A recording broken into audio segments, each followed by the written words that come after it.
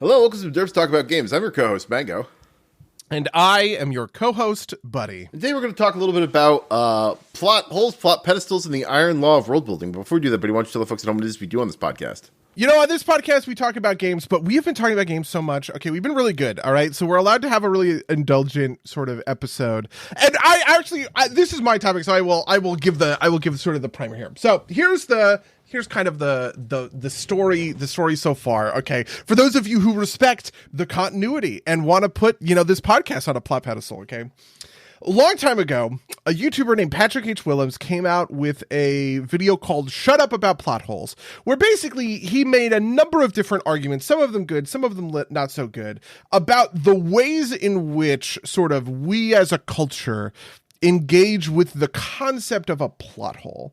Plot holes have a pretty negative connotation, but people sort of accuse things of being plot holes as sort of a shortcut to say thing bad when it doesn't quite constitute that, right? And that actually there are plenty of times where a story has done pretty good work to pay attention to its plot holes, such that these sort of criticisms are sort of underlying and sort of false, basically.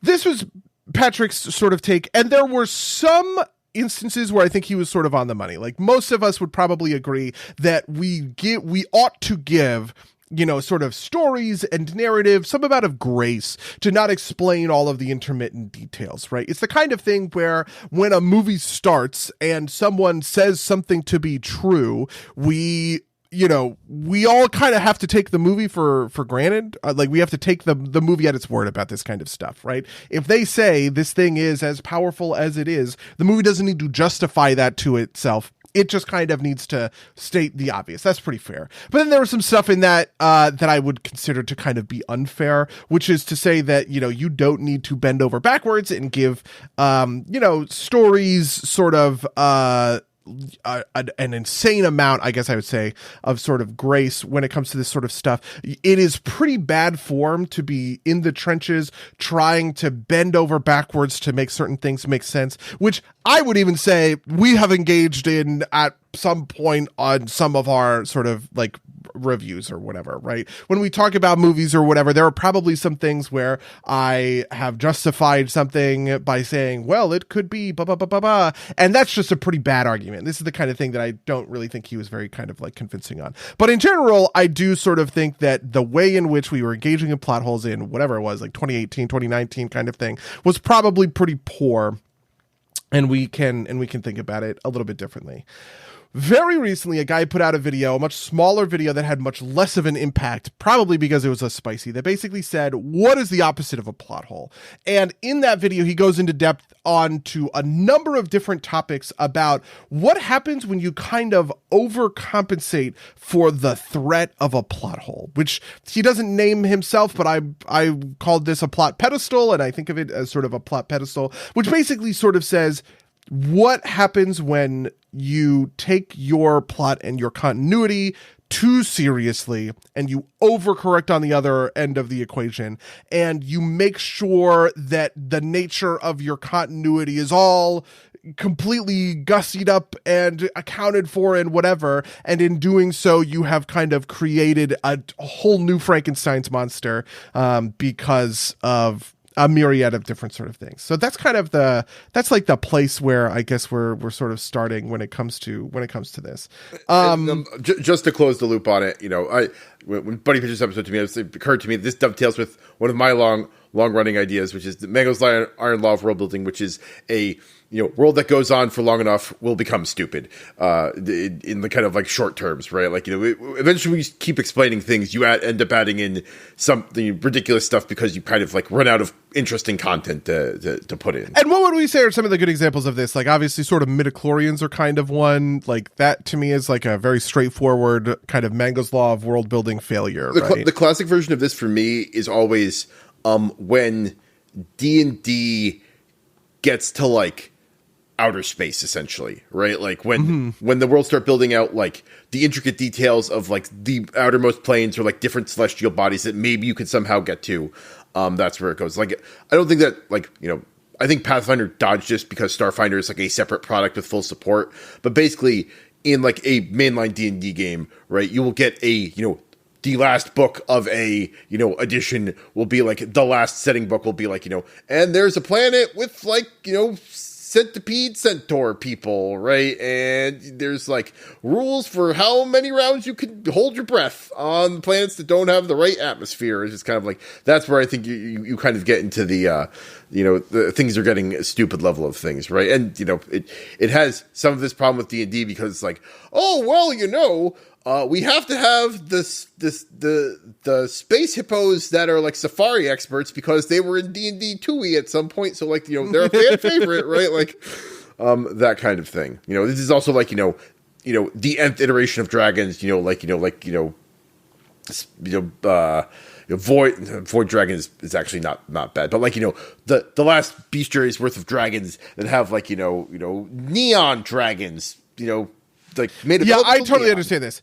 It's like in 3.5, you had the Monster Manual. Okay, you introduce Chromatic Dragons, cool. Monster Manual 2 introduces Metallic Dragons. Oh, there's dragon, but they're good guys. Whoa, that's so interesting. Monster Manual 3, well, you have to do a set of dragons. We're gonna do the Crystal Dragons, and they're fucking neutral gamers. And it's just like, oh, okay, I guess. Crystal Dragons as...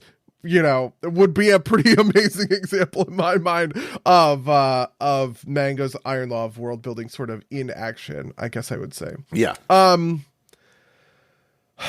Okay. When it comes to so basically I think that the thing that the Iron Law of world building is getting to is kind of the end game of what a plot pedestal creates. When you are thinking about plot holes and not thinking about plot pedestals, you end up in a world of Mango's Iron Law of world building. Is that sort of the hypothesis that you're setting forth? I think there's an aspect of the plot pedestal thing. So one of the things that stuck out to me about this plot pedestal thing is that it's not necessarily just covering the plot holes. It's covering the plot holes in a way that you wink at the continuity, right? It can't just be that, like, someone accounted for this eventuality. Is that it was, specifically, intentionally accounted for this eventuality by a plot character where, like, you can look at the camera as like, I remember that, right? Like that kind of thing. And I think that also kind of gets you into the Iron Law of world building stuff where it's like, in the attempt to be very intentional about everything and like, kind of like, connect things in like a narratively, like a presumptively narratively satisfying way can get you into these problems, right? Like this is where, because like, it doesn't have any plot holes, the real world, because it definitionally can't, right? But the way that you get away from that is just like stupid things happen for dumb reasons, right? Like, and it's not everything's intentional. And, just the one that pops in my mind is like Star Wars, right? Like there's more than 3 families that affect the outcome of the galaxy, right? And so like, you can just like, you don't have to worry about this kind of stuff when you've got the real world. And the like fictional universes that care about this kind of thing have this like desire to like tie things back into in ways that like a fan will recognize, like I know that person, right? Like that kind of thing, which doesn't necessarily carry forward.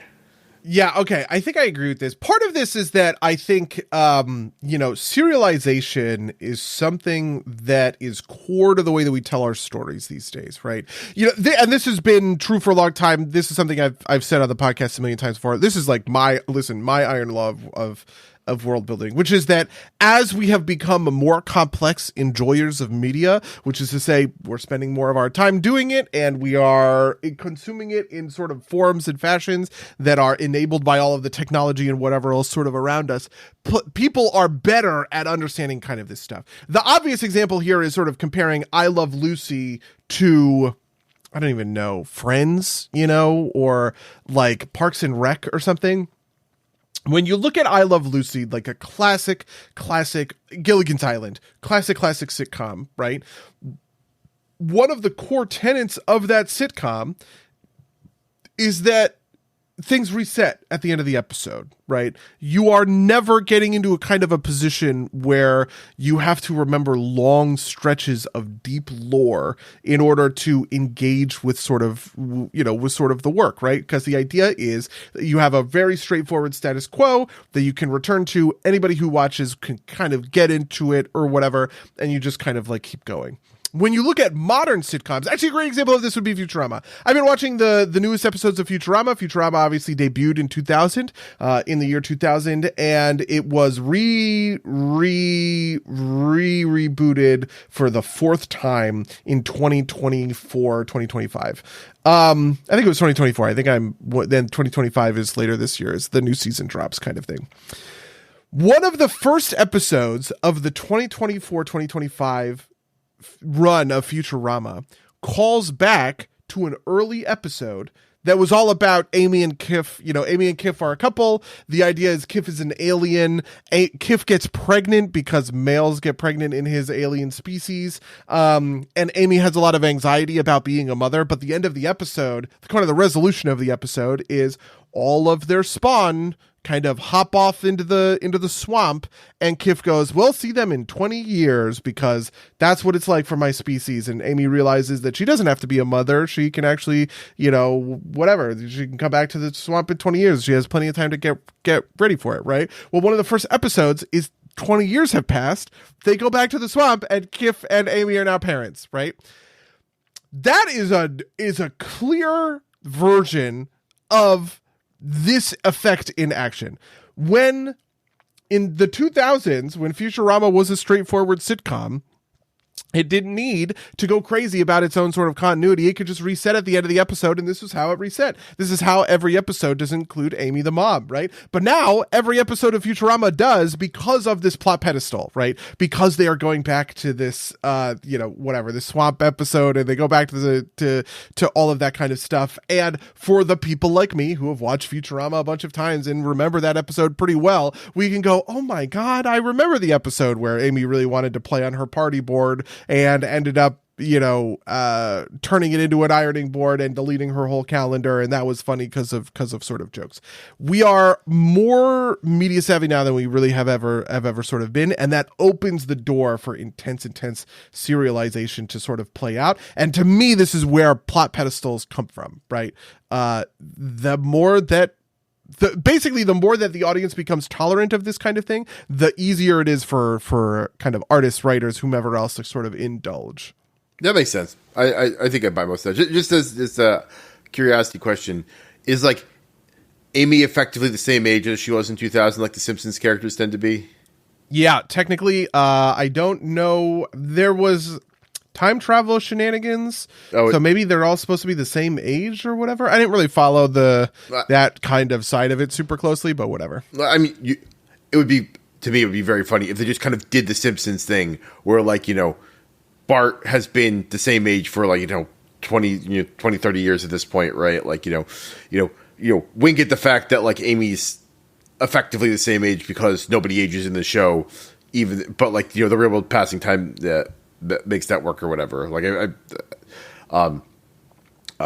because like I think you can get away with it a little bit better in comedy because you can, like, dismiss some of, like, the plot hole parts of it out of hand. Really, you just be like, oh well, it's a joke show, right? Like, so if it doesn't ever come back again, like, past that, who cares? If it sticks around, who cares, right? Like, you can do what you want. It matters more, I think, in, like, dramas. And I actually think I probably agree with this, especially because when you see reboots of dramas, there was it Columbo or was it another law show, like procedural?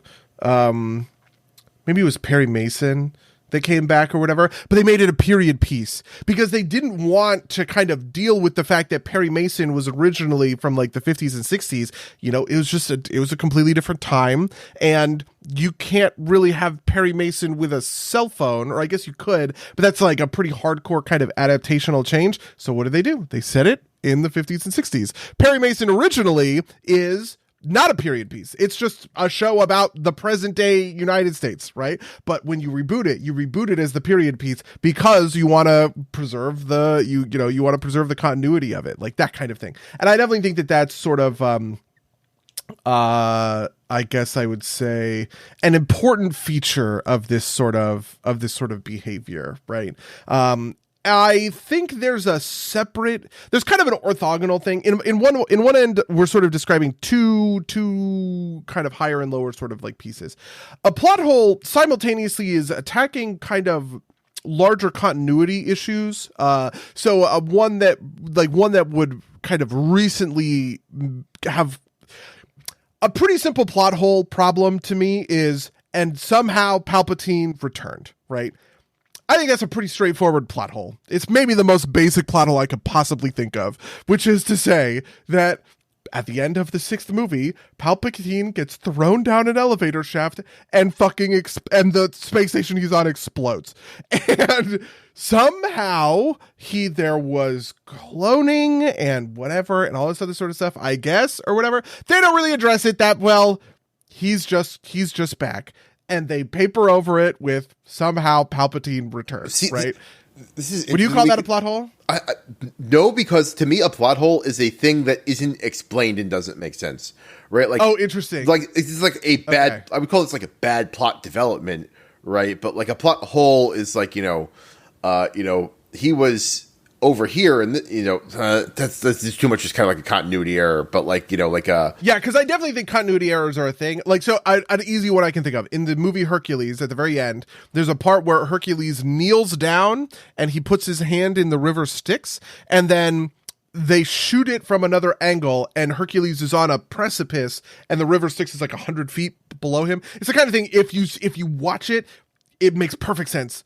And it bothered me as a kid, and it still bothers me now, right? Like this massive continuity error. But I wouldn't consider that a plot hole. That's just a continuity error of the state of where this cliff was in relation to the river Styx was inconsistent, kind of thing. Yeah, I would say, what's a good example of like what I would call like a true plot hole, which is like... Yeah, I'm trying to think. This is why I like, and somehow Palpatine returned. Obviously, it became a fucking meme. But I think it became a meme because it is just a plot hole. It's a plot hole that they drew attention to, which typically plot holes, I don't think you draw attention to them. They are kind of created in their absence, but I just think that The Rise of Skywalker is such an inept movie that them drawing attention to it doesn't change the nature of it being a plot hole in my mind. Do you know what I mean? See, I don't know, like the one that popped into my head, which is like not a great example. Is that what you're saying? Like, it's like, why didn't the Eagles drop the ring into Mordor, right? And there is an answer in like the Tolkien books, right? But like to like your average moviegoer, it's like it can fly it in, right? Like, type of deal. And it feels like if you are paying close attention to the mechanics of the plot rather than kind of like the themes, then like, this is a thing you should at least like, wave at and be like, like, oh, I think the official answer is like the Eagles are technically neutral, right? Like, and they don't want to like get involved. But you could even come up with like, in the books, Sauron, the Eye of Sauron isn't a physical manifestation of a thing, but they made the decision to like just like have it fucking shoot down an eagle, right? Like it's like, oh, well. So the other one, I would actually say this is the best counter argument because this is a pretty good example of sort of a plot hole. I actually think of it as a good example of a bad plot hole, to be honest with you, which is the ring wraiths. The ring wraiths are riding sort of fell beasts. The fell beasts are big, powerful, essentially dragons. They're called fell beasts. They're not called dragons for obvious reasons, right? But whatever it is, the ring wraiths fly now. And the fact that they fly means that Sauron sort of has his own air force. And in the same way that you just, you got to respect that kind of thing. It is only when the ring is destroyed, which destroys the ring wraiths, that gets rid of the fell beasts, that allows the Eagles to actually fly into Mordor, because it's essentially like blowing up the enemy air force, I guess. It would be the way that I would sort of justify that. But whatever the case may be, that is maybe a pretty classic example of a plot hole. I think of it as a bad one, though, right? Because I do think that, like... Anyway, yeah. I would say another classic one is like, why does Buzz Lightyear freeze when the children come in the room if he doesn't think he's a toy? That's a great one. This is maybe the best plot hole I can think of off the top of my head. Yeah, that's a great idea. Right, because like there's no good explanation for like you are forced to like maybe to do something about the world of toys, right? In order for it to make any sense, and it's never explained. As far I don't know if it's ever explained in the. I think I watched 4 once, and I don't remember if there's a 5th one or not, but I don't know if it's ever addressed or anything. Yeah, I never watched 4. I do think there's a 5th one. I never watched 4 or 5. But this is kind of like well, if this is the rules on how things work, why does why does it not work here, right? Like type deal. Yeah, and then I do think that I think there are a number of different sort of like bad plot hole examples I could probably think of, but these are typically kind of like bad faith arguments that I don't think are. So, for instance, one of the things that Patrick says in his original video that I would definitely agree with is that like characters are allowed to make bad decisions. Yeah. And so a good one for this in the Avengers, Thanos has one of the powers. He has the Power Stone, right? The blue stone. He gives it to Loki in the form of that that's the Mind Stone, actually, thinking about it. He has the Mind Stone. He gives it to Loki in the form of Loki's staff and basically says, hey, go whatever, get the cube. The cosmic cube is the Power Stone, the blue one or whatever. At the end of that movie, they keep Loki's staff and it feeds into Avengers, the next Avengers movie. It eventually creates the Vision and stuff like that.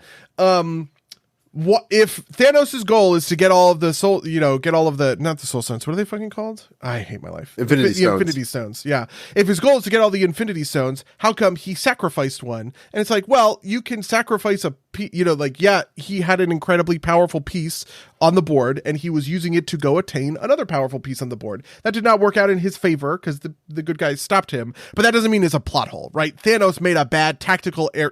He made a strategic error, essentially, is what it would kind of come to. That's not that kind of thing is not a plot hole, right? Yeah. I mean, and like, I think part of this is just like people want to criticize, but sometimes is like I have seen the thing where if people just talked, then the plot would resolve, right? Like describing that as a plot hole, and that's not a plot hole. That's just like poor writing, maybe, right? Yeah. And so I definitely agree with you there that people are over describe things as plot holes. Do you think this ties in this plot pedestal? Do you think you see people avoiding these types of scenarios in a misbegotten attempt to avoid being perceived as having a plot hole? Yeah, I think this is the core failure of a plot pedestal. And actually, I think of it as the reason why I like it so much. Nobody had ever posed that question to me. But as soon as I saw just the video title, what's the opposite of a plot hole? Immediately it crystallized in my brain. And I was like, oh my God, I totally get this, which is overcomplicated kind of continuitization of sort of a thing. And I actually think of myself in terms of as a I don't know, whatever, a storyteller, writer, what are we calling that kind of thing? As a storyteller for D&D games is basically what I'm thinking. I think of myself as someone who overindulges and creates essentially plot pedestals. It's actually, funnily enough, one of the reasons why I wanted to go to a deeply episodic structure, because I felt like a thing that was common to happen in D&D games of mine. It even happened in this episodic game that we're playing, is I introduce a character whom I think I have done a very good job of setting up and all this other sort of stuff, and people go, who? Or you refer back to a plot point and people go, wait, when was that? Oh, that happened? What was sort of the details of that kind of thing? And what that kind of thinking refers to in my mind is sort of the overcomplication problem that comes with the creating plot. Excuse me. I'm like burping in the middle of the podcast. That comes with creating plot pedestals and putting them sort of everywhere.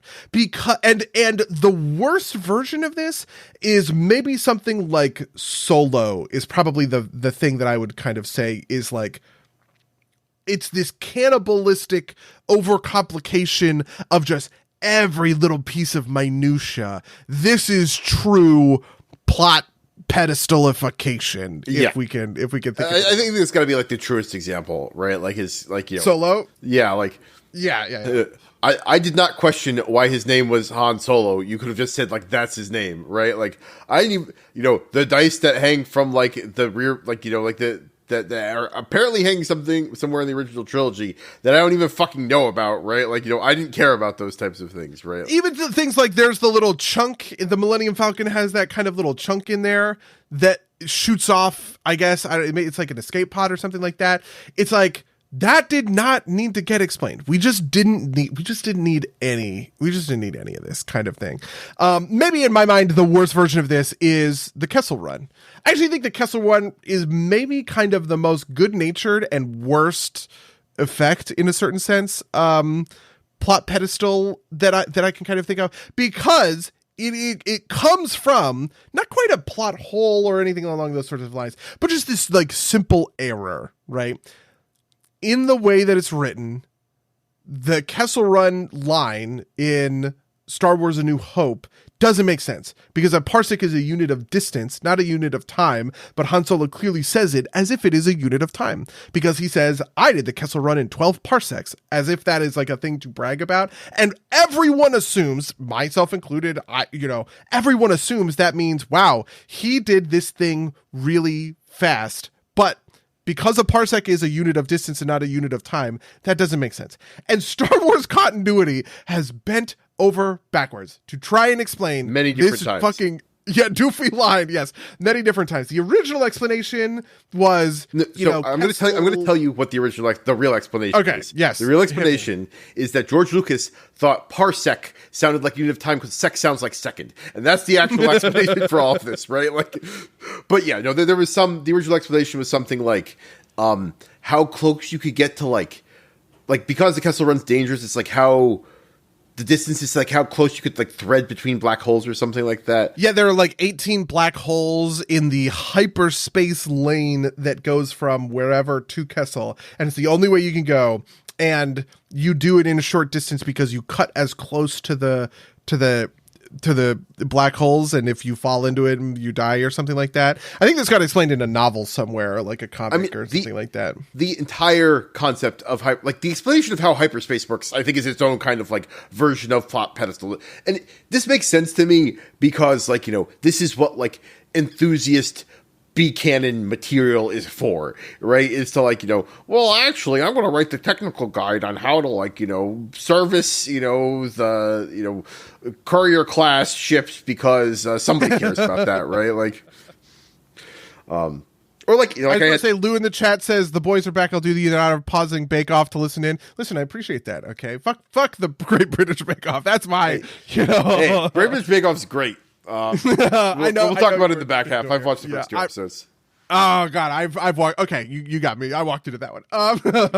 Yes. Also, I will say for the record that this is kind of our new time. Sunday nights is just sort of the best. I don't know. It's hard to get together these days for a number of different reasons. But Sunday nights has been the time that we are trying to be the most consistent. So for your notes. Okay. So the Kessel Run, and then in Solo, it gets a completely different explanation, which is about like.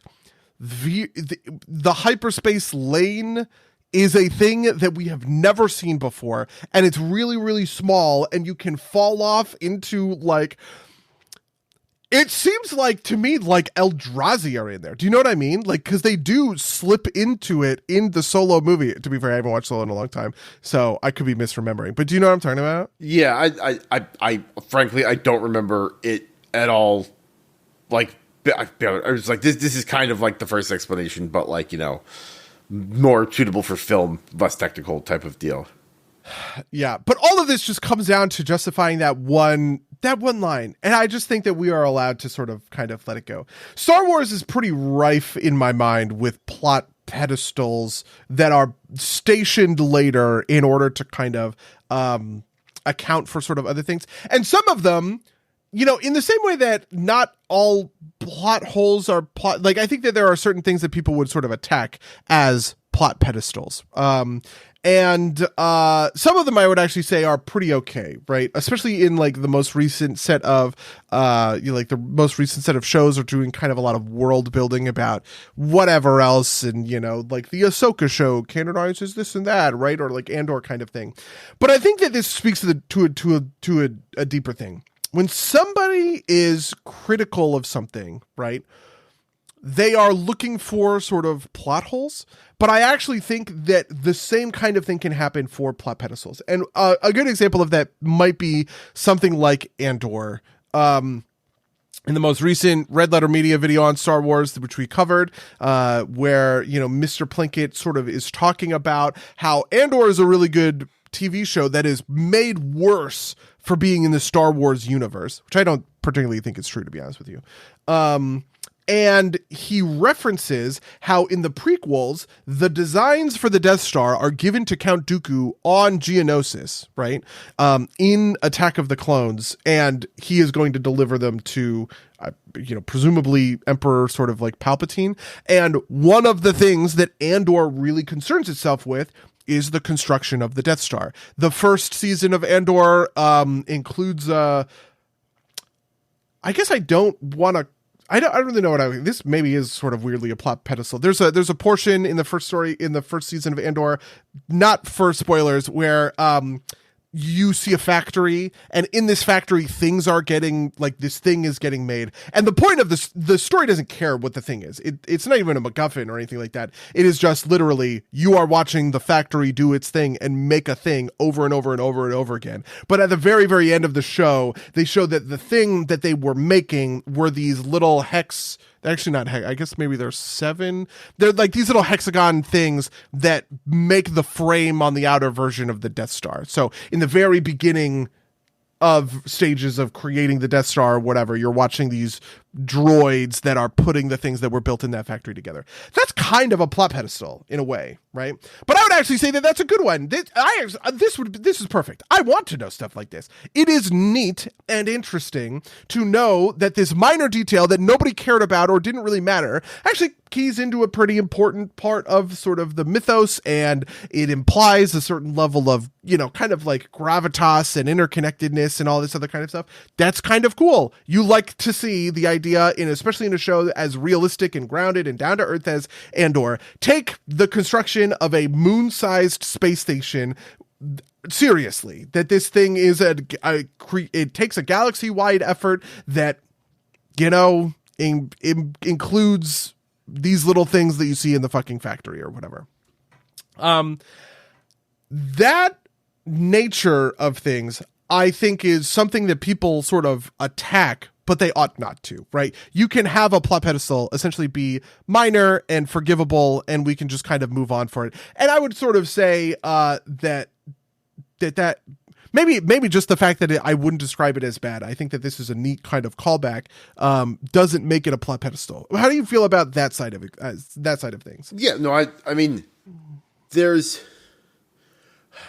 I'd be hard pressed to, like, on the fly give you a definition of like what makes a plot pedestal, or like what makes a piece of, like, explicit continuity good or bad, right? Like, I'm trying to imagine, is there a version of like finding out how Han Solo got his last name is done well in a way that I don't think is cheesy or like, annoying. It's like maybe, and then have you ever heard of, like, this is like a weird internet poll. Have you ever heard of like Surf Dracula?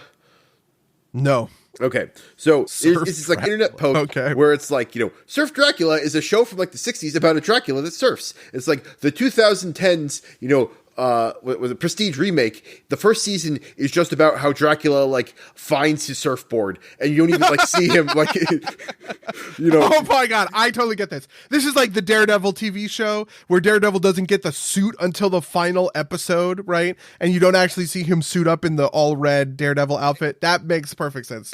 Except in this concept, right? Surf Dracula is about a surfing Dracula. If he doesn't have a surfboard, he's not even surfing, right? Like, he's just like doing the extended intro of the character for the entire first season, right? Because at least in the Daredevil TV show, he's doing Daredevil shit, right? Like, and so, like, there's a very, like, because I was thinking, it's like, well, could you like, have him be called like Han for like the first series, the first season of a TV show, and like at the end have someone be like, you're a real solo talent, kid, or something like that, right? Like, have it. Okay, here's an interesting question. Can a plot hole ever be good? Do you know what I mean? Is a plot hole, even innocuous plot holes, we would probably say are mistakes. Hypothetically speaking, if we would remake Toy Story today, we would fix the plot hole about Buzz Lightyear, right? Even though that's a pretty innocuous one, doesn't really matter. Toy Story is still a really good movie, all the rest of it, right? We would just have it so that Buzz is maybe... I don't know. I don't know. Maybe I'd say if it's ever affirmatively good, I could see like the argument that like, the Buzz plot hole is so minor and unfixable that's not worth like warping the plot to explain it. Interesting. Okay, that's fair. And I would say continuity ambiguities can be good, and like I think very affirmatively can be good, right? And I think that's kind of like on the like edge. Like a good plot hole is one that's not actually a hole. It's just an ambiguity that doesn't ever get explained, and that's fine, right? Like, you know, like what's a good, like, I'm sure there's the problem is that all the ones I'm thinking of eventually get explained, but like you could imagine a world where we never find out who Joe Chill is, and it's fine that the identity of the person who killed Batman's parents is just an anonymous criminal, right? Like, yeah, I think, wow, it is actually really hard to do this, especially with certain things that we used to consider, because Joe Chill is a little more common, but I'm thinking about the secret identity of the Joker. We got that in 2020 after the Joker had been a running character who was kind of defined by the fact that he didn't have a canonized origin for 80 years. That kind of sucks, to be honest. But, you know, is that what they were talking about in this video? Was like the canonization of Batman 3 Jokers? This is why I'm thinking about it. Batman 3 Jokers. So to explain this, okay. DC Comics continuity is so crazy. There are a set of universal gods, okay, called the New Gods, right? They are it's called the third world. So this is characters who maybe would reference Orion, Big Barda, Mr. Miracle, or like a number of them. Darkseid is the most famous one. Darkseid is a new god. He is the new god of ultimate evil and in the anti-life equation, all the rest of this. It's very cosmic, you know, crazy sort of shit. In an arc about the not the old gods, in an arc about the new gods, Batman got to sit on the chair of, I think is, God, I'm almost blanking on the name. Lou's going to correct me if I'm wrong, of Metatron. And if my memory is correct, God, I just want to look it up because I'm going to say the wrong fucking thing. I was like, isn't that like a Transformers character? Or like, Megatron. Well, what the fuck is his name? It's not going to be Metatron now. It's now that I've said it out loud. Metatron's chair. Is it Metatron? Ooh, the Mobius chair. Oh, Metron. Fuck. It's just Metron. Okay. Apparently, so Metatron is a character in like deep Talmudic mythology. So, you know, there's that.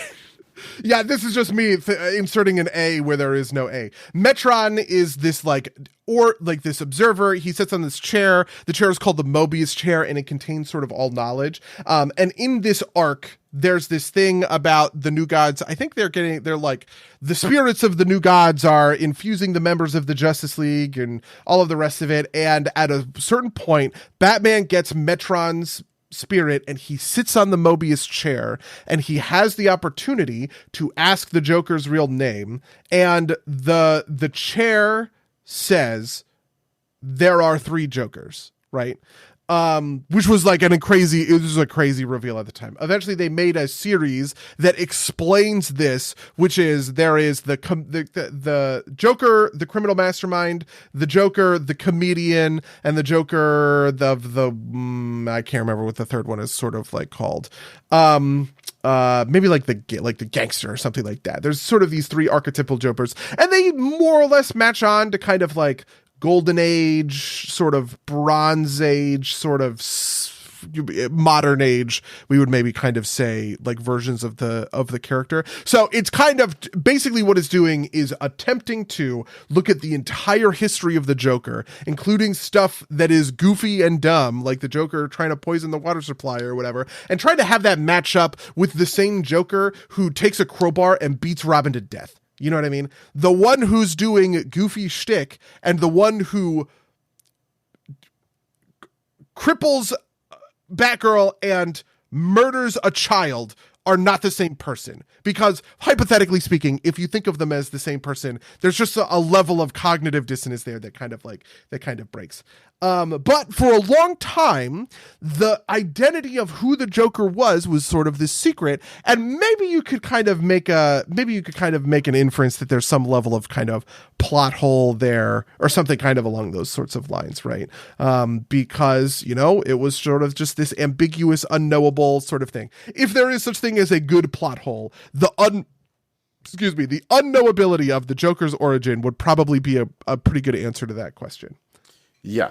Well, now you've got me curious about this Joker stuff. I remember. I think I didn't even think I read the comic. I think I looked up like a summary or something because I just wanted to kind of wrap my head around it. Yeah. There's a whole period of the Joker's actually life where he has a bullet in the center, or not a bullet, a bullet hole in the center of his thing because he gets shot in the face. I think by Jason Todd. I think Jason Todd shoots him in the face, and it turns the Joker into a pretty sadistic psychopath, and eventually the Joker cuts off his own face and staples it back on, and because he flays himself, the smile is now like his stretched face. It's like some horror movie shit, man. Wow. Yeah. I don't know. This is another plot hole, by the way. Lou in the chat says, good but still annoying. World's greatest detective can't find this one weird dude. Batman 3 Jokers does explain this by saying that Batman actually did find the Joker's secret identity, but that it's just not material to anything. Because the Joker had a wife and a kid, and he just didn't see any reason to ever act upon the secret information of the Joker. Because the Joker is just this, amorphous. It's not like he is motivated by his child and wife or anything along those lines. It's not like he goes back to his fucking apartment with whatever, that identity never mattered. But technically speaking, this is kind of a pretty good example of a plot pedestal. The one used in the video that inspired this whole thing. This is a quick question. Are the 3 Jokers like supposed to be like 3 like facets of a personality, or are they like 3 actually separate human beings? They are 3 separate beings. Yes. Okay. 3 separate people. Okay. I don't know. The other thing I've seen is like around Twitter recently, the absolute Batman art has been floating around, and so like the absolute Joker's like a almost like a dinosaur looking person. It's like completely, which is like a new thing. It's from Scott Snyder. I don't know who that is. Jesus Christ. Wow. That is fucking, that's a little. Yeah, he looks almost like a demon, like a classical conception of a demon. Absolute Batman is like the Ultimate Universe, where it is like a whole new continuity. In Absolute Batman, he wields this axe, the bat. Have you seen that axe? The other thing is Bruce Wayne is poor. I think this is the big thing about Absolute Batman. This is what everybody tells me. The Batman is poor, and so he is sort of like fighting crime from a street level, and there's no sort of I don't know about it. Anyway, yeah. Yeah, the tweet I saw was like a quote tweet of the Absolute Joker being like, "Can we have Batman train with the Absolute monks because he's not getting a break here because it's like all the art of these villains, which like looks fucking nuts." I guess the art style is just like really blocky because Absolute Batman looks like he's like a refrigerator with arms. But that's interesting, I guess. I don't know. So I think I would probably say that a plot hole can never be good. The best it can kind of be is innocuous. And I do sometimes think a plot hole is correct, which is to say that I think you're right about the Buzz Lightyear thing.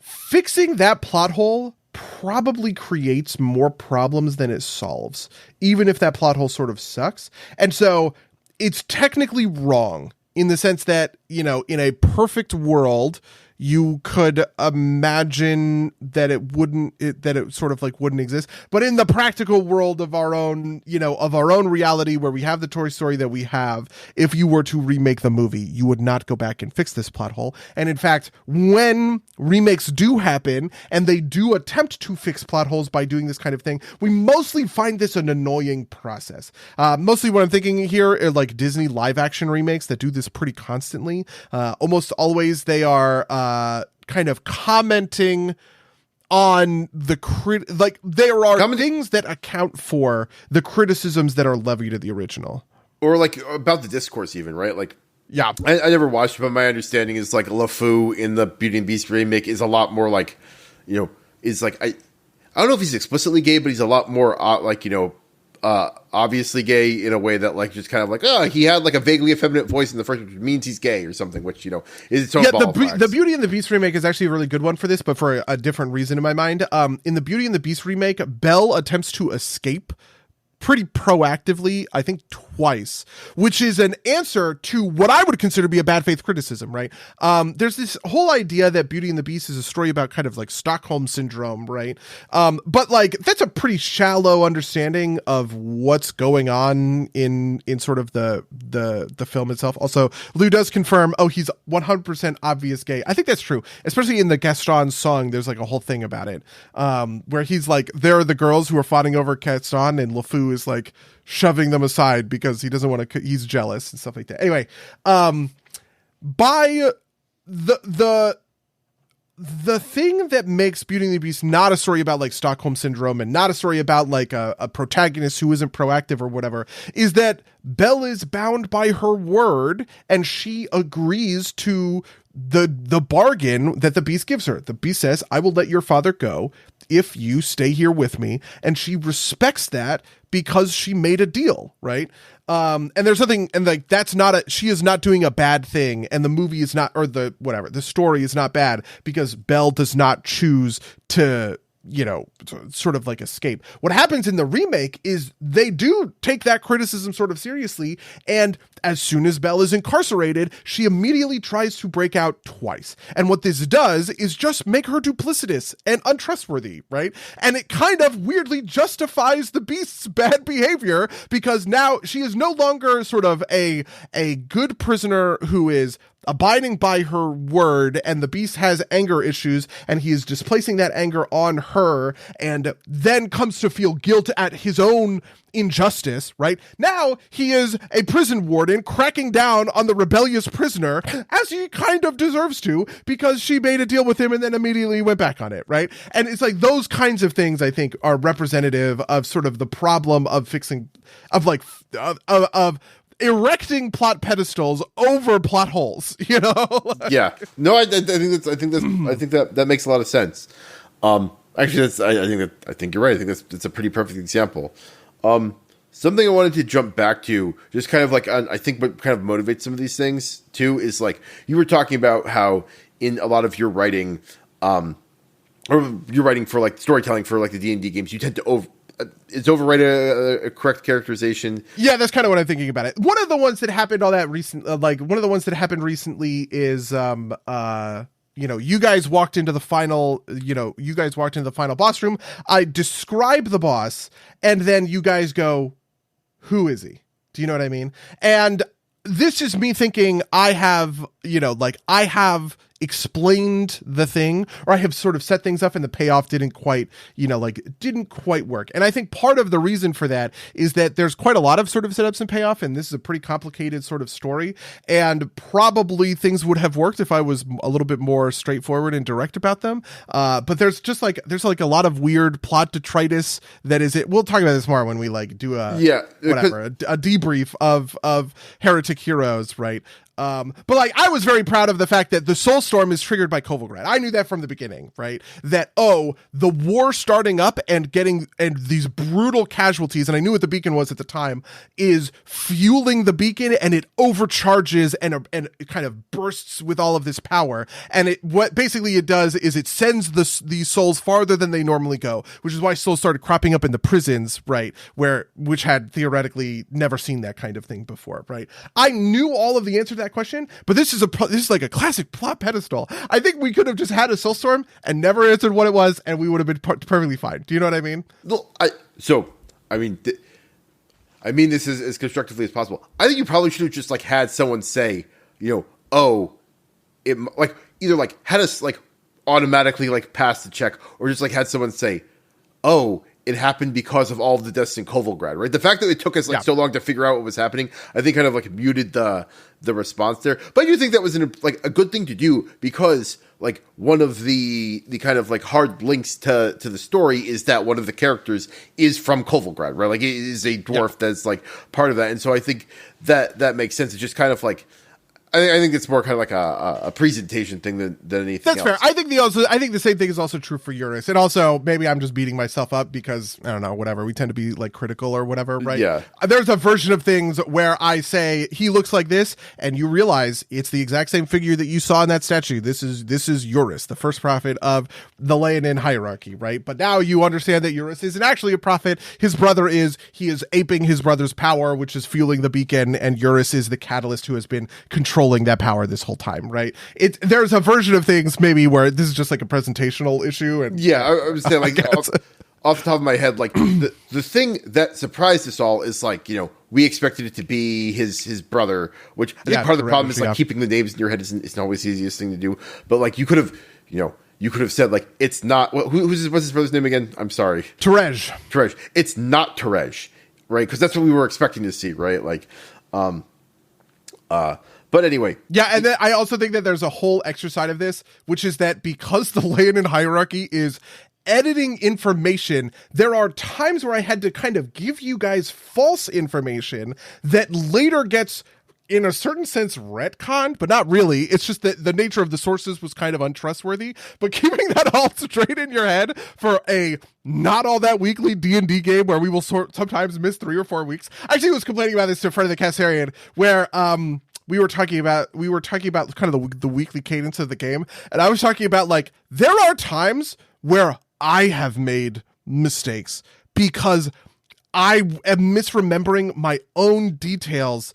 Like I'm misremembering details of my own game just because I wasn't in the world long enough and I wasn't remembering how all of this stuff kind of like worked.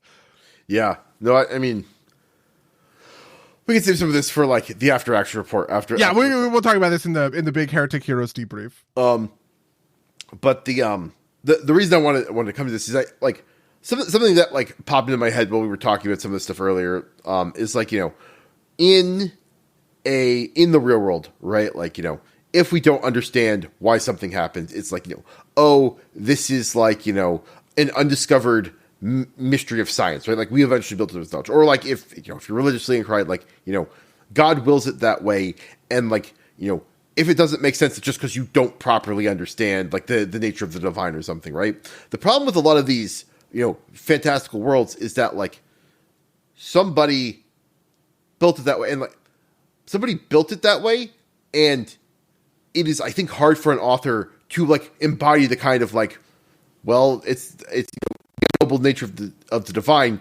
They have in their head the real reason behind it, right? And that's, I think, where you get into these kind of like, you know, these kind of like plot pedestal places, which intersects with the kind of like, you know, the iron law of world building, right? Which is, you know, the desire to like make everything connected in a way that is known, narratively satisfying, and within like, you know, a single human's comprehension, right? Like, you know, part of the reason why we've got like such, you know, like why this, you know, you don't get these like problems in real life is that like one person can't understand all of the pieces to like, you know, why like, you know, like the, like we know generally how like stars form, but like all the constituent pieces, like, you know, like where like, you know, how like the hydrogen comes together or whatever. And I don't understand any of this, so I'm probably getting this entirely wrong, right? But like, you know, the amount of detail in like a real thing that would resemble this is just so much that like it's like these are like 1, maybe 2, 3, 4 authors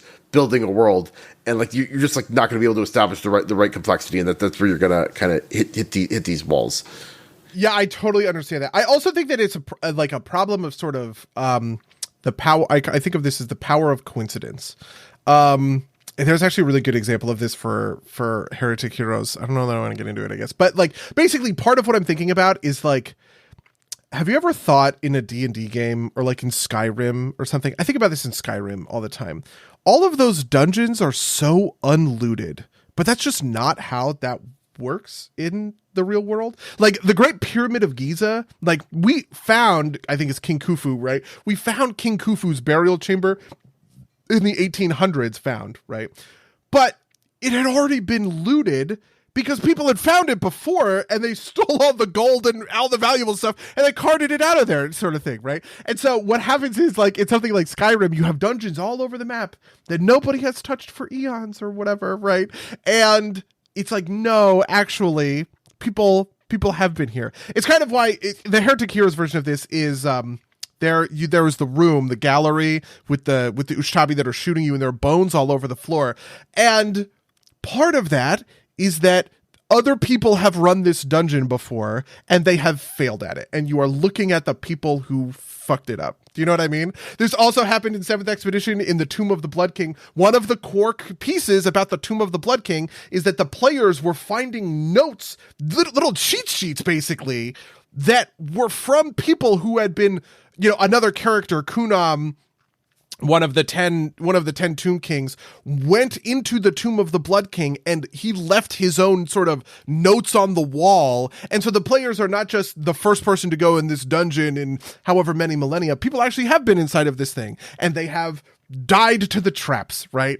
And I think simultaneously that's sort of a plot pedestal that kind of ruins the mystique a little bit of like dungeon diving, but also at the same time I think of it as like a greatly important sort of aspect of realism towards just kind of we all understand that the nature of these things is that they don't go unexplored, but that people are not always as successful as you, and they are going to die, right? That kind of thing. Guys were able to figure out the Ushtabi in the gallery in a way that, because you are the player characters, the protagonist of the story, was better than everybody else who walked into the room and stepped off the black marble and got shot by the gigantic magic arrows. The chat, Delph says, the fucking pyramids of Giza didn't have Draugr in them, which I think is a fair defense. That's fair. Do we want to go back? Do you want to address Lou's criticisms of the beautiful a deal made under duress is indefensible? That is fair enough. But also at the same time, it's kind of like the Martin Luther King nonviolent protests against racism in the South, right? The fact that they are abiding, or that they are not abiding by the law, because they were breaking the law, right? It is specifically their sort of good faith interaction, I guess I would say, with police and all of this kind of stuff that drew attention to sort of the monstrousness of the deal. And I think the exact same thing is happening. Also, if I wanted to make a very strong defense of this, right? Like, I'm not super familiar with the laws of 17th century France or whatever this is supposed to be, right? But I believe we were supposed to take that the beast imprisoning Belle's father in his castle for theft and trespassing is not exactly totally out of the realm of it's not like we had well coordinated police forces at that point in time, or legal forces, right? That's just kind of how things went. So I don't know. She willingly trades herself for the arguably just imprisonment of her father, right? He did steal an apple from the beast, right? You could say that is a cruel thing for the beast to have enforced against him, but it is, I think, theoretically a thing that he has. He is a noble that owns the land, right? There's a thing that I see what you're saying. This is sort of attacking the word duress, right? The idea is that Belle freely chooses to take the deal that is offered to her because her father's life is so valuable to her, and that it kind of to say that it is under duress sort of weakens the argument that Belle is, or weakens the choice that Belle is sort of making. Yeah, and also, right, we put people in prison under duress all the time for breaking the law, right? They don't want to go to prison, right? Which is I guess that's true, yeah. I guess that's fair. It's also what is under duress. I once had an argument with my dad once that it was slave labor, that he was making me do slave labor by making me mow the lawn around the house as a teenager who had a set of chores that he had to do. And I just very quickly, I said, I reached the logical conclusion of, you are making me do work and I'm not being paid for it. And I don't have a choice. I can't not do it. And that's slavery. And, and then my dad was like, okay. I think what he said was tough. And that was it. So, and then I mowed the lawn, but like, it's like that kind of thing. Was I under duress making the deal to, I guess, implicitly live rent free and go to school and all of the rest of this as a 15-year-old child? I kind of technically, right? But I think we would all say that it's a pretty fair deal. Yeah. No, there's it's, I mean, we could go real about this because like I do think there's like an issue with like, there's a whole thing with guilty pleas, which I'm not going to go into here just because it's like totally a field of what we're talking about. But like, oh my God, I know exactly what you're going to say. It's like the way that the state sort of like forces guilty pleas on people because nobody wants to do a trial. Like 99% of cases end up in, pleading guilty, no contest to things because everyone just kind of agrees that a trial would be really painful. And there's the implicit threat that the trial's not going to go your way. And if it doesn't, the judge is going to like get on your ass kind of thing. It's not implicit. Right, it's like it's like. I guess you're right. That's true. It's literally like if you don't take this deal, we are going to throw the book at you, and even if you're pretty sure you're going to win, you have to fight that case out, and like you will, if you lose, that's like you can either take a year or like risk 10 years, and is it worth it? Right, like that kind of thing. But that's a whole other thing. That is a little, yeah, fair enough. I get you. Anyway, fucking Star Wars, okay? Delve for the chances. I don't either, but considering they were mad enough to do all that head chopping, I assume a prince like the Beast would have a lot of legal ability to imprison people for apples or whatever, which is, a fair point. That's fair. That's true. What do you like the idea? I'm actually interested in the answer to this question because I am sort of, one of the things I do, I guess, is sort of like design kind of like games or whatever that I feel like I would want to play in. I like the idea of sort of like a dungeon that has been traversed by others kind of thing. How do you feel about that as like an idea? Is that a plot pedestal, or does it remove, I would almost sort of say it removes the mystique. This is the danger, that it would remove the cool mystique and how special you get to feel because you are being you are the first people to enter the tomb of the Blood King, which has sat unopened for 10,000 years or whatever it is. Yeah. I think there's space for both, right? Okay. I don't think, like the idea that just because like, the tomb of Khufu was raided means that like every, dungeon that you explore has to have had someone who attempted it before makes sense. But I also don't think it means it's like bad, right? Like I think it's interesting environmental storytelling, and trying to figure that stuff out is cool. So I just think I think there's space for both things. I don't think fair enough. Makes sense to me. There was.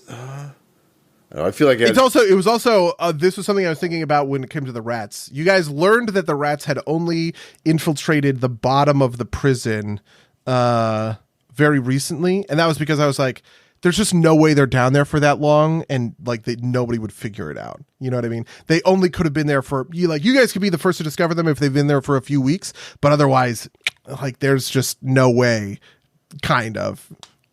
Yeah, assuming things are going the way we take them to be going, yeah. Yeah. Honestly, the one that bothers me the most, this is probably the biggest plot hole in Heretic Heroes that is going to haunt me to my grave, which is that you found a book that was 28,000 years old and it was in a soggy pile of shit or something. It's like, it would immediately decompose. Are you kidding? A book lasts 3,000 years down there? Come on. That's ridiculous. Yeah, sure. I mean, there's ways you could talk around, right? Like it's like the peat bogs, right? Like in Ireland, where like you find perfectly mummified corpses. I guess that's fair. That or like true. It's a holy book, as like by matter of like it's blessed. Yeah.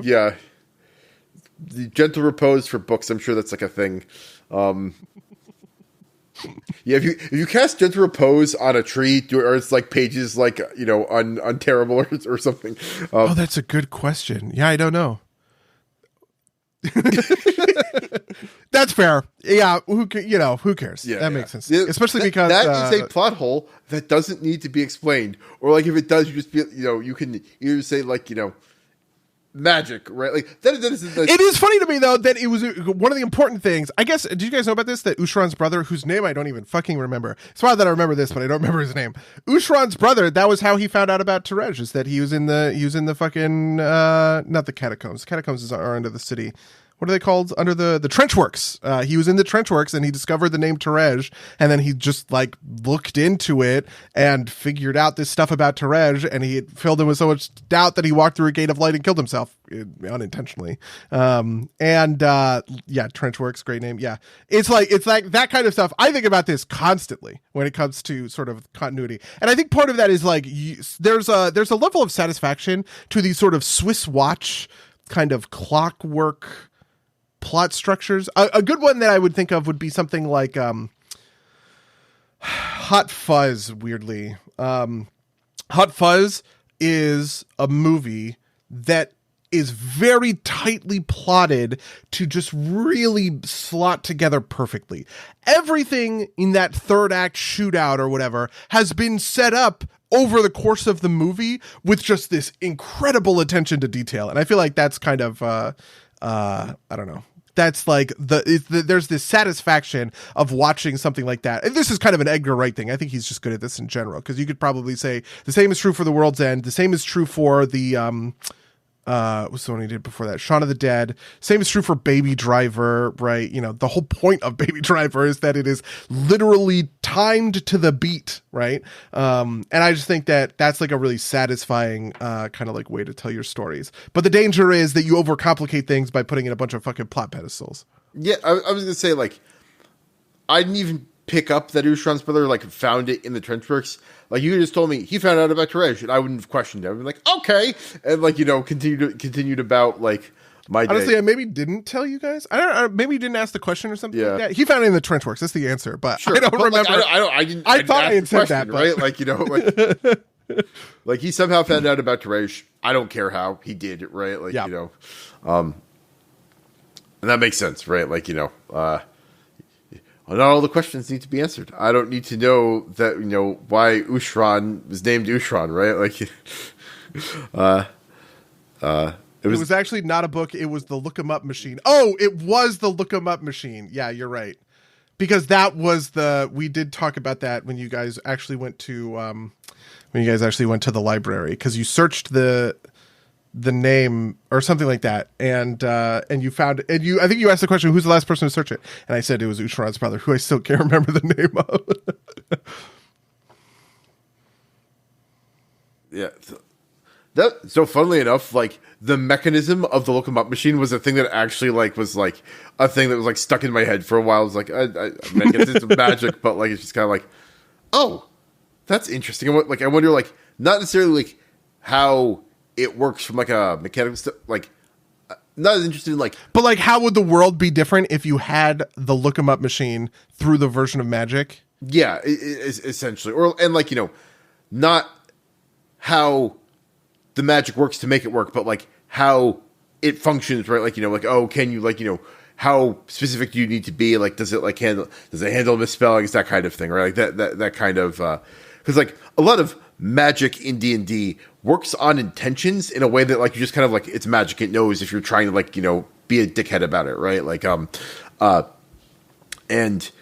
know, does it translate into, like, you know, if you spelled Terej incorrectly, right? Like, would it work because it like knew like the idea that, like, if you like randomly like typed, you know, like you slammed your hand on the keyboard and Terej came out, right? Like, would that work, or is it just like, or does it just, is it just like a? Honestly, I think the biggest plot hole in Heretic Heroes is probably the beacon itself, because if you think about a beacon of light that is what, a mile, like, how huge is it? It's gigantic. It's like a mile in diameter or something like that, and it is just shooting straight up into the air. That would be visible for everyone, right? Probably. The curvature of the planet is probably the limiting factor. But think about it. It's just a gigantic beam of light. It's just shooting straight up into the air. You wouldn't be able to see that. If I'm 50, think about I'm thinking of the Luxor Pyramid or something. Right? Which is probably, really? Because that's probably the thing that like it's the most, it's most stabilized. Interesting. Right? Yeah, maybe there's just so much atmospheric interference. I never really answered this for myself, and I don't really care to, I guess. Yeah. The thing I was thinking about is you can see is it Mount Rainier from Seattle, but it's 130 miles away or something like that. And it's just because mountains are so, like, this is a common thing that, like, people, like, flat earth people sort of, like, quote, but what people don't understand is just that, yeah, the thing is 20,000 feet tall, and that's fucking gigantic. So, yes, you can see something that is, if you were to get in a car and drive, it would be 2 hours away, but it's still perfectly visible in the skyline just because it's that sort of, like, huge. Theoretically, if you have a gigantic beam shooting up into the sky, wouldn't everybody be able to see it? I mean, this is like Denali too, right? That was the thing. I actually think I am thinking of Denali is 130 miles away from what, Anchorage, somewhere in Alaska. Yeah, you know? Where it's the area. It's got to be Anchorage. Yeah, I don't think you could see Denali typically from Anchorage just because there's like tons of stuff in the way. But like, I went there in June and like I didn't see Denali because there were just like clouds in the way all the time. It's like, you know. Oh yeah. That would make because sense. Listen, there's just clouds in the way.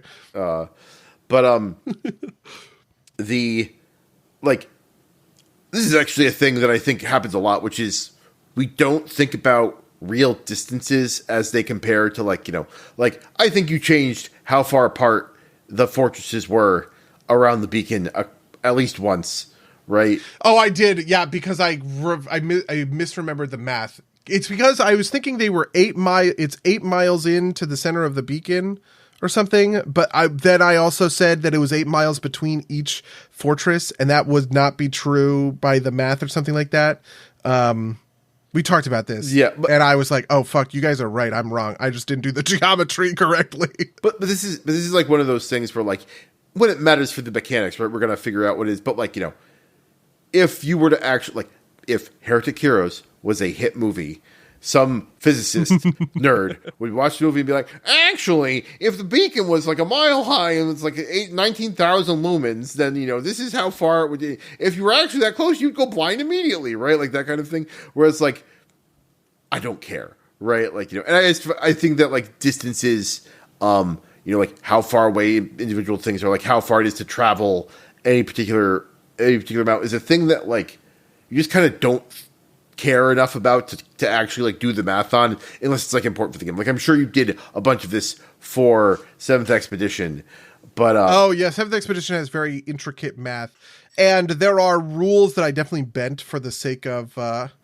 for just like the sake of it. Expediency. It, like, makes the gameplay better. We talked about this a little bit last time, where I was talking about how I began to think of 7th Expedition, the exploration, as just an entirely different game mode than kind of like combat encounters or just like exploring a sort of like dungeon. That, like, moving around the hex grid was a game mode that we were engaging in, and I needed to do stuff to make that game mode fun and entertaining, which is why we ended up adding, you know, I added scouting, I added research, right? Just like a bunch of stuff that people could do with their free time at camp. And I standardized some like travel stuff. One of the things that I did was I got rid of the rules around getting lost because they actually sucked. And I didn't realize it until, like, I said to myself, oh, the party can get lost and I'll secretly roll their navigation check or whatever. And it's just like, that sounds like a great idea, but, like, and they did get lost a couple of times.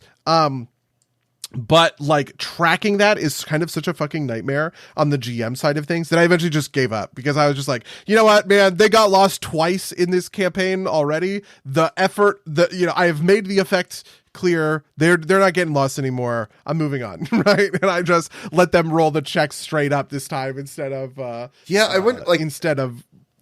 the Angry GM has a way for, like, dealing with that.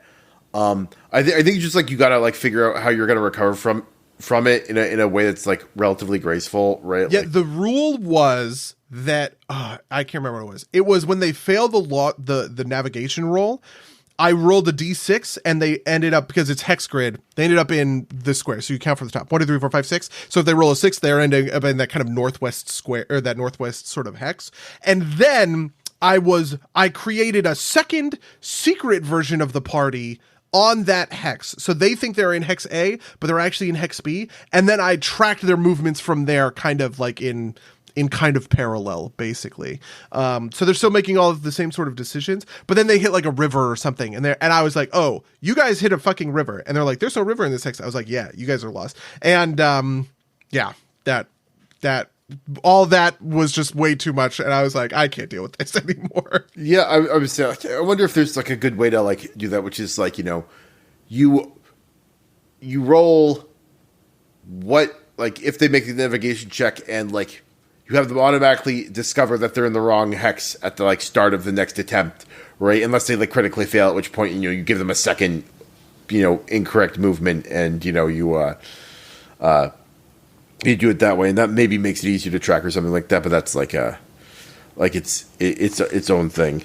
I honestly don't know how I would do it for an exploration based game like Seventh Expedition. Like the stuff the Angry GM did is like when you're doing point to point navigation, right? Because you're resolving these all individually, and you have like essentially, if you want to take a shortcut through the woods, they screw it up, they end up in a wrong direction, and maybe that has some consequences down the line with that.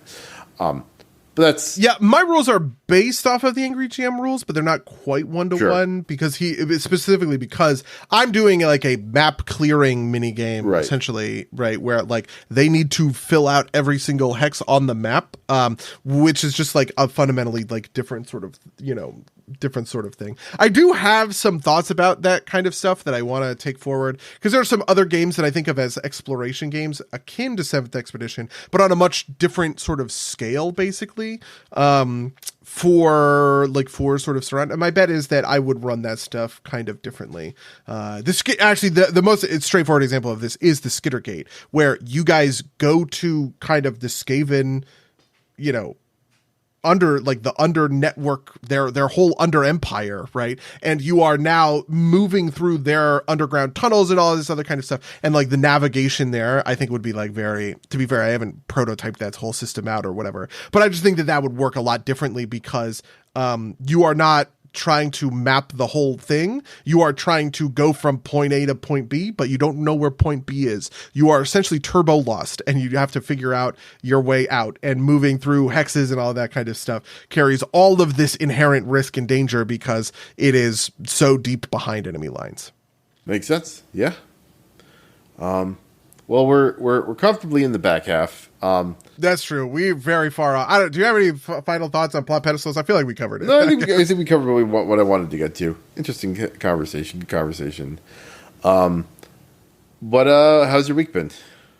Pretty good. Oh, do you want to hear about these fucking Magic games that we played? Yeah, you asked for a summary. I dropped one in the chat. It was pretty fun. We played 4 games pretty quickly. I'd say, pretty quickly, 4 games in 5 hours or something. Before everyone, it was maybe 4 hours.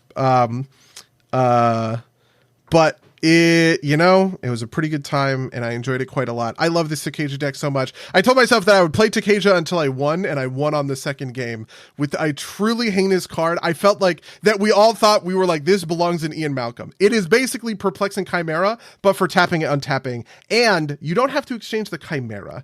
So basically what it says is, it's called Daring Thief. When Daring Thief becomes untapped, you may exchange control of one permanent, target permanent with you don't control with target permanent you do control, as long as they share a card type. So you can exchange a creature for a creature, an artifact for an artifact, or whatever. And I executed this insanely janky combo where I was spawning tokens, and then spawning the token untapped all my creatures because of Intruder Alarm, and then I would tap the Daring Thief to Takesha's ability, and then it would untap again, and I would just exchange control of the tokens with everybody. And I did this thing where Josh played his commander, and I Daring Thiefed to steal his commander, and then I Daring Thefted again to give his commander to Sarian, because I just kind of thought it was funnier to not even put it on me, but to give it to Sarian to defend. And that was just, a fucking wild ride. But anyway, if you're looking for a wild, weird, janky card for for Ian Malcolm, Daring Thief really did some fucking wonders for me. Yeah, no, it's a cool card, but like, it's like not a thing where I like spawn a lot of things I could trade out, right? Like, yeah. Part of it, I do think, is that Tokasia is a token deck. It's a weenies deck. You know, I have a lot of these like little tiny 2/1s that do something, right? Then it's easy to trade that for a big 6/6 beater from somebody else, kind of thing. Yeah, and also I don't have like a lot of ways to like manually untap Daring Thief, right? Like, you know, which is, I think, part of it. Like, the thing that's nice about Perplexing Chimera is like, one, it's you take control of the spell, right? Which is, you know, and like you don't have to like you would get the ETB on like an Atali or something like that. Yeah. Happened. And I also just think it's fun that like you actually handing off the Chimera, I think is actually super fucking fun, right? Like, you know, because it's like I think it's like, well, now you've got the thing that can kill me if you want it, right? Like, you know, you can fuck me right back, or like, you know, have fun, like, you know, passing it around. It's insanely hard to target too, because like, you know, if you try and like, you know, like Doombladed or something, you're just like, okay, you take it, I'm going to Doomblade your thing, right? Like, you know. Yeah, that is very true. I think I do like Perplexing Chimera as a card. It's the kind of card I feel like I should put in more decks. Yeah. I also really fucked Josh with a Fog, which was very funny. In classic Distraction Maker style, he was like gearing up for this huge attack. He had all these fucking dinosaurs. He ended up winning this game anyway. It didn't even matter, but it was just so funny to me because he was like, I attack Sarian and I do all this stuff, and I say, okay, I play Fog. And he was like, just for that, I'm fucking killing you. And he eventually ended up blasphemous acting his whole board, and then had a thing that was like, whenever a creature is dealt damage, you deal that much damage to any target. And he just pointed 4 13 damage, you know, missiles right at my forehead, which was a pretty good time. I was honestly, Josh, if you're listening to the podcast, I know you don't listen to the podcast that much. If you're listening to the podcast, I am a little bit sorry about those games. I was a little bit mean to Josh. Josh has pretty good decks. I actually think of Josh as a pretty skilled deck builder, kind of in our crew. And he tends to make, you know, in the strategy circle from Distraction Makers, he makes decks that are very, very butter. You know, I just think basically always Josh has this like, he is just going to assemble an incredibly powerful engine incredibly quickly, which sort of makes him, in my mind, the right player to attack every time. And so I think that is part of where like the animosity kind of comes from. And also, you know, there's a level of, I don't know. I know what it's like to be on the receiving end of just like everybody's hate, and it is what it is. The second game was also wild because I ended up executing a truly insane infinite combo on like turn 5 that I didn't really understand I was putting together until I was. Basically, I had this Soul Ring and I dropped it to Teferi Master of Time on turn 2. Teferi Master of Time is a planeswalker who can use his ability on anybody else's turn, and his ability and his first +1, which is unusual for planeswalkers. They normally only work on your turn at sorcery speed. His +1 was draw and discard a card, right? So with 2 turn rotations, I had looted 8 cards off the top of my deck. I just had insane filtering, basically. And I dug about a quarter of the way through my deck, and I found another pretty powerful planeswalker. And then I executed this insanely jank combo that I didn't really even know was a thing, because there's a card called the Chain Veil, which is an artifact that says you pay 4, you tap it, and then all of your planeswalkers can use an ability again, right? Until end of turn. There is a planeswalker, this other Teferi had untap target permanent, and it's -1, untap 4 target permanents. And so if you untap a Soul Ring, 2 lands, and the Chain Veil, you can just keep using. As long as you have loyalty counters to go down, you can just keep losing this thing. But the crazy part is, every other Teferi, or every other planeswalker on my board, saw each individual activation of the Chain Veil. And eventually I got to a point where I could blast the whole table for like 45 fucking damage. But we were all sitting there trying to figure out the combo, because we were just like, okay, I see it.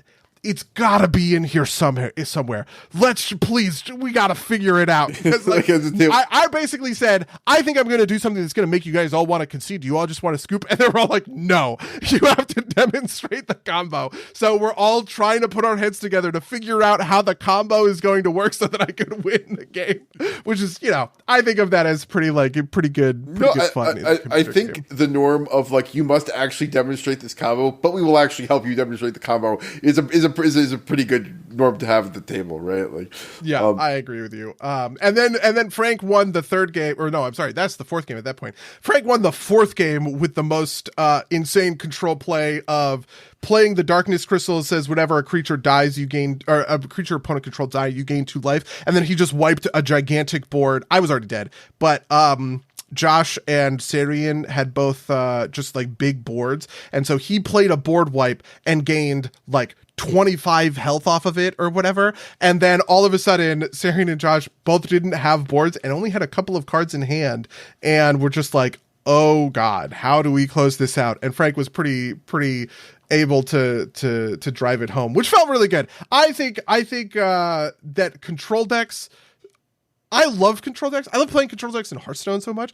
but I feel like none of my decks right now are control decks. And the immediate thing I did was I got off of that game and I went to EDH Rec and I started looking at a true control deck that I could build, right? One that doesn't run that many creatures. It's mostly running kind of removal and interaction and card draw, and it's trying to, kind of run your opponents out of resources. It has a lot of board wipes, that kind of thing. That's like cool and fun. Yeah, no, absolutely. That makes sense. I'm still looking forward to playing my 3 new decks. 4 actually. Listen, we're gonna have Monday nights for it, pretty soon. Which honestly, I'm pretty, I'm pretty down for it. I'm pretty into. I have not played as much Hollow Knight as I had intended. Mostly because I don't want to, I guess. I played a lot of Factorio, which is so good, and I love every second of it. And even though I get really annoyed by... There are just like a couple of times in Factorio, and I have my factory designed in a particular sort of way. We call this the line, where basically the idea is there are a line of belts, and they have like stuff on them, right? And they just keep going to the right.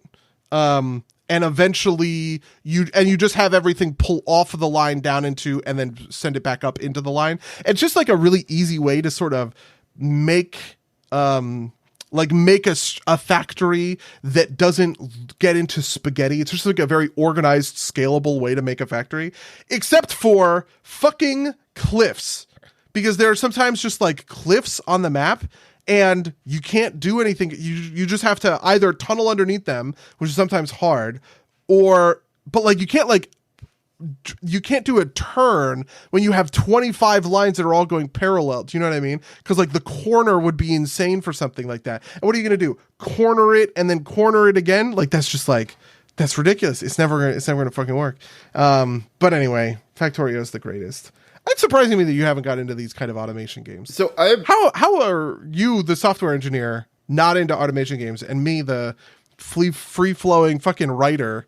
I rotate shapes in my head for a living. I don't need to do it for fun. That's fair. I did have a phase where I got really into Factorio for a while, but I wonder what got. Collins has been freaking out. It's Mr. Collins. It's not for Collins. A while. Mr. Collins. It's a character from Jane Austen, right? Yeah. It's Isn't it Pride and... Yeah, it's Pride and Prejudice. Yeah, absolutely. Is it Pride and Prejudice? Okay. Yeah, because he is the kind of boorish cousin of the main character's family, who tries to like marry Elizabeth, and she's just like absolutely fucking not. How did that become this cat's name? Oh, because my wife's mother named him, and he was kind of like the runt of the litter, and it was a very mean name. That's fucked up. Yeah, but okay. But he's my boy. I was like, maybe she's like into the Whoopi. You know what I mean? Like maybe she read the book and was like, oh, actually, Elizabeth should have gotten together with Mr. Collins, but I guess if Mr. Collins sucks. It's just a mean spirit. He's like a bore too, right? Like it's just a mean-spirited name, I guess. But he's a good boy.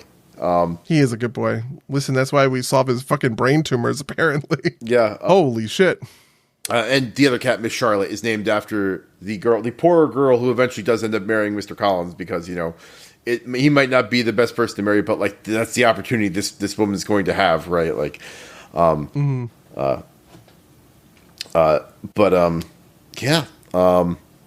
talking about games wise before we talk about cat. Have you beaten Silk Song yet? No, Not even close. Because I knew my brother got married this weekend. Congratulations to Greg. I know you don't usually listen to this podcast, but congratulations, Grango, friend of the cast, definitively, because you've been on the cast twice, I guess. Yeah, I think more than like there was that one episode that we did that like didn't record right, and so I like put it as like a bonus part on the back half of. Oh right, yeah. You're right. What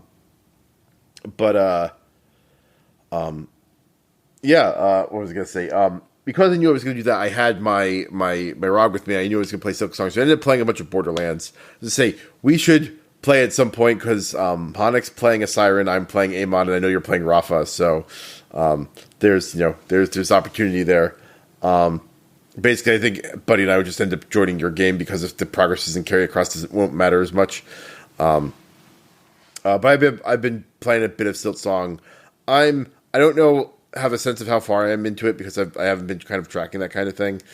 I've been trying to keep myself pretty spoiler free and away from the discourse for a little while. I'm not to be able to escape it completely, but it's a fun game. It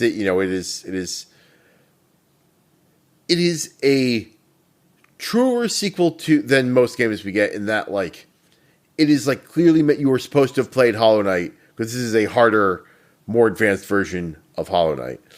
As opposed to most things where it's kind of like, oh, you could enter here. I would not recommend entering here. I would recommend playing Hollow Knight first.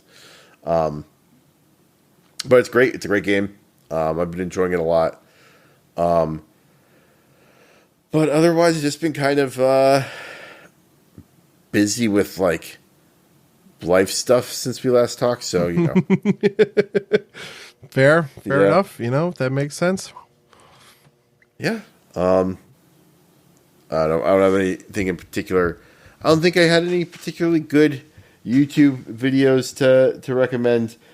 I have weirdly been watching. I think I'm going to try and do it for now. Patrick H. Williams put out a video that I really want to watch, which is why are documents movies so compelling? Which is a thing I think about all the time. I sort of love these kinds of movies. Like, do you know like The Big Short? It's not quite a documents movie, but it's a little bit of what is a documents movie? Define this for me. Hold on. Let me go look at I have not watched the video yet because I have not watched Night of the Coconut, but I need to. Night of the Coconut is like the end of that whole arc that I loved so much, the Charles saga. I told myself I was going to watch Night of the Coconut, but I just kind of like built it up in my head that now it's been 4 years that I still haven't fucking seen it. Documents movies, Patrick H. Willems.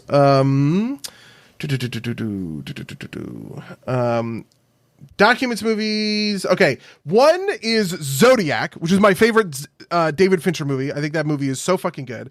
Another one is Spotlight, which is another movie that I think of as amazing. That's, I think, the Best Picture winner about the sort of way the Catholic Church covered up child abuse.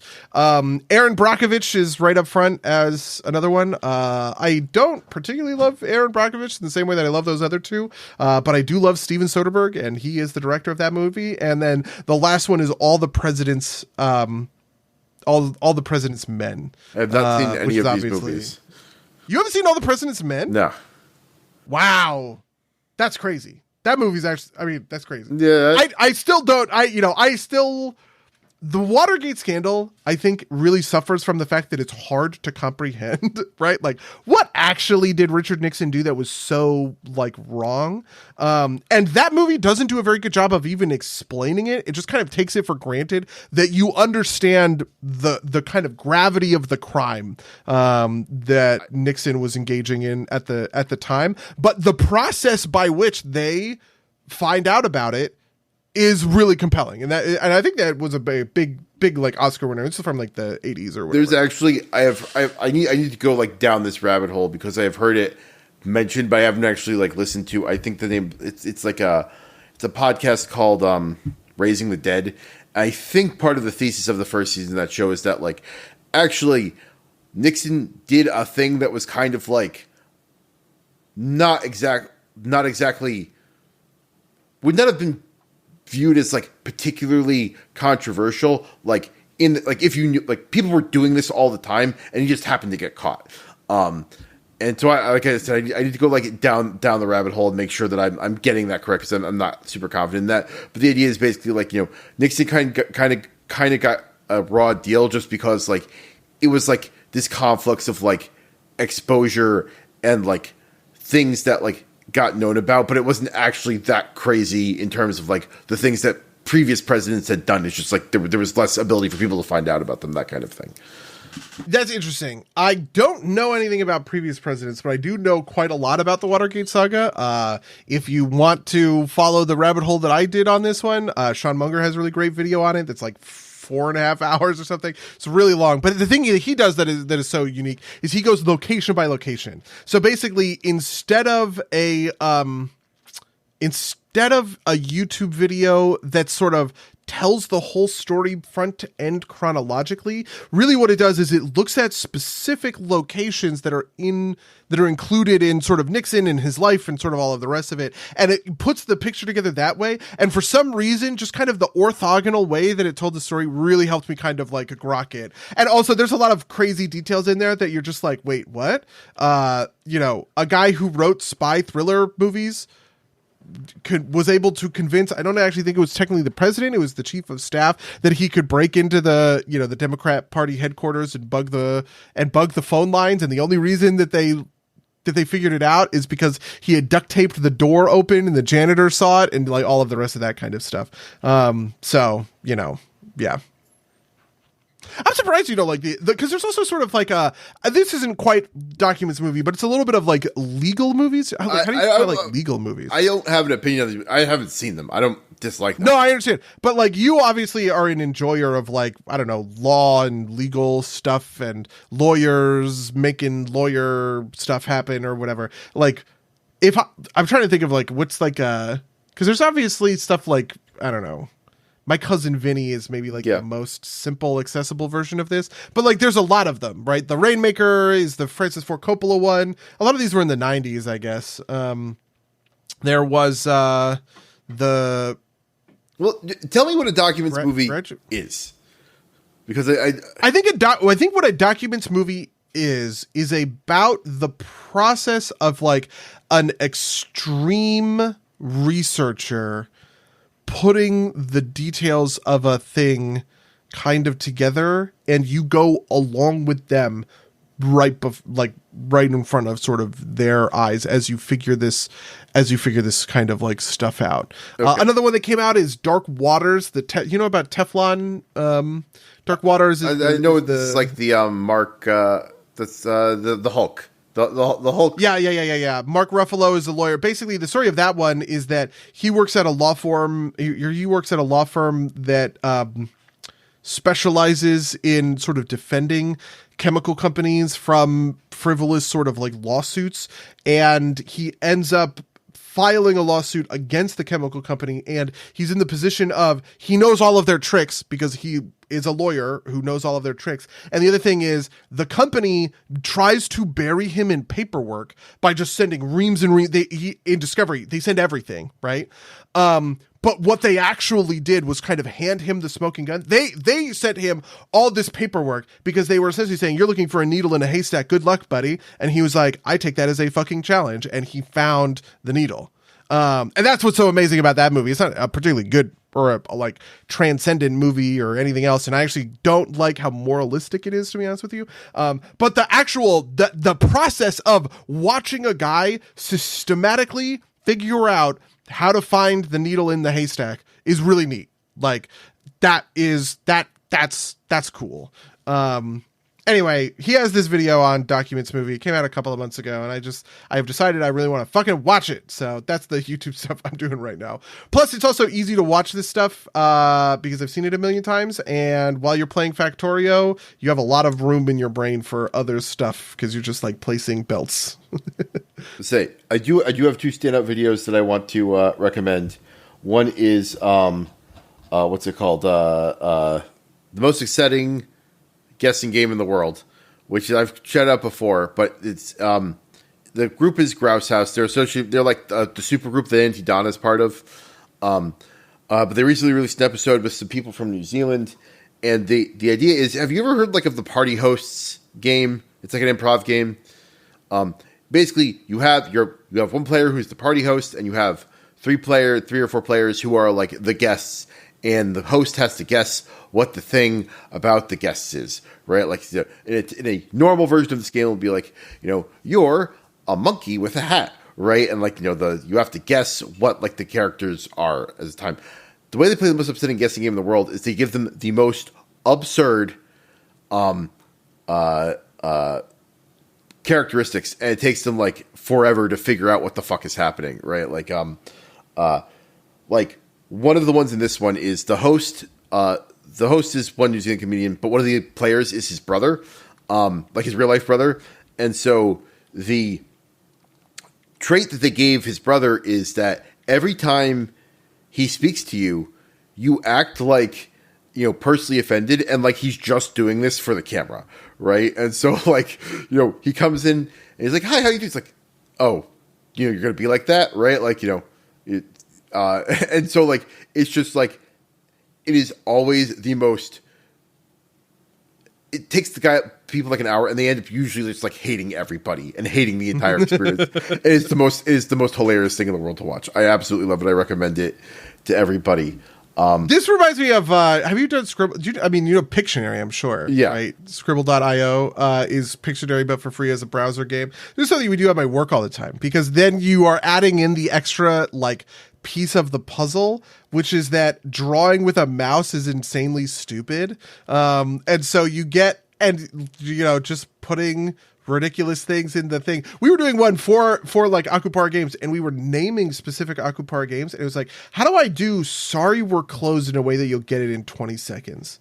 Like, and then I ended up trying to do like the Duchess is the character in the key art who has, her tongue out. She's going like, "Ah." I drew a big tongue, and I was trying to like get people on board with something like that. But the hardest ones were like final boss. Cause just like, what do you do for final boss? Right. Another one was, it was like, it was a save game. No, it was save game. And so it was save game, and somebody drew a Dark Souls bonfire. Ooh. And we all got it on that, which was very clever. It's like that kind of stuff I think is really neat in these kinds of like guessing games. So that sounds like a fun, normal version of this. Like I said, it's improv characters like, losing their minds, trying to figure out what the fuck is happening, right? And this one was particularly good because the host basically his whole shtick was like, like kind of like being very belligerent about it. And being like, "I'm close enough, I got it," right? And it's like, "No, you don't understand the purpose of this game," right? Like, and so, like the first 10 minutes, it gets a little, I was like, is he gonna work? And it's like the fact that he's just like so belligerent about it, just like passes through the other side. It's fucking hilarious. The other one I want to point out, which is maybe kind of ties into the episode topic, is, the name of the person is Luke Humphreys. I first saw this on Reels, but you can also get it on, YouTube.